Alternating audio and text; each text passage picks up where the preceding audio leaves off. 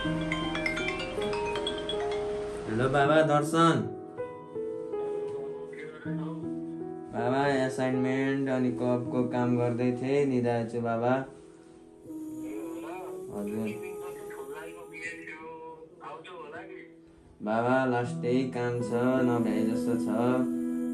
सकेसम्म भ्यायो भने आउँछु नि है बाबा।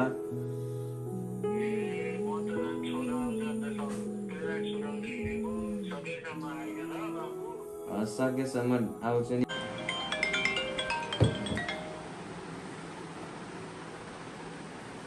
हेलो हजुर। ए एसाइनमेन्ट गर्दा गर्दै मैले त त्यो फेसको रिपोर्ट बनाउनै बिर्सेछु भाइ।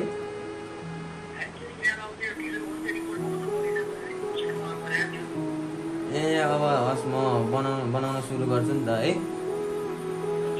हस्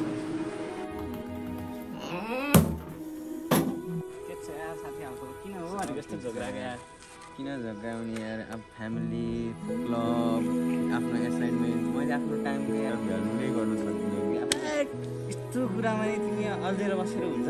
मैले आफ्नो लाइफमा टाइम मैले मेन्टेन गर्नै सकिनँ कि साथी यार। साथी ला होइन, म आज तिम्रो यसको सल्युसन दिन्छु। तिम्रो साथी तिम्रो जसरी मैले पहिला टाइम म्यानेज गर्न सक्दिनँ, तर केही महिनादेखि अगाडि मैले एउटा यस्तो एप्लिकेसन पाएको थिएँ होइन, जसबाट मैले एकदम टाइम इजिली म्यानेज गर्न सकेको थिएँ। त्यो एप्लिकेसनको नाम हो हामीले डेली बेसिसमा हामीले आज दिउँसो के काम गर्ने भन्ने टास्क हाल्न मिल्छ होइन।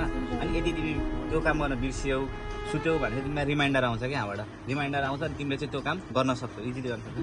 साथै हामीले डेली बेसिसमा हामीले के काम गऱ्यौँ होइन, कति टाइममा काम गऱ्यौँ भन्दा यो पाइचार्टबाट चाहिँ हामीले एनालाइसिस गर्नु हुन्छ कि।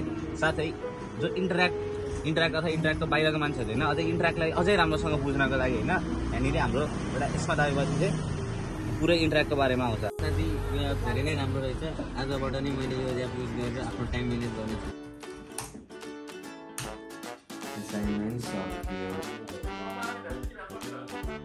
बाबा मेरो काम पनि सक्यो, म आउन भ्याउँछु जस्तो लाग्यो मलाई चाहिँ। हस् बाबा हस्। ल रिपोर्ट पनि भ्याइयो। Board of learning test marks done.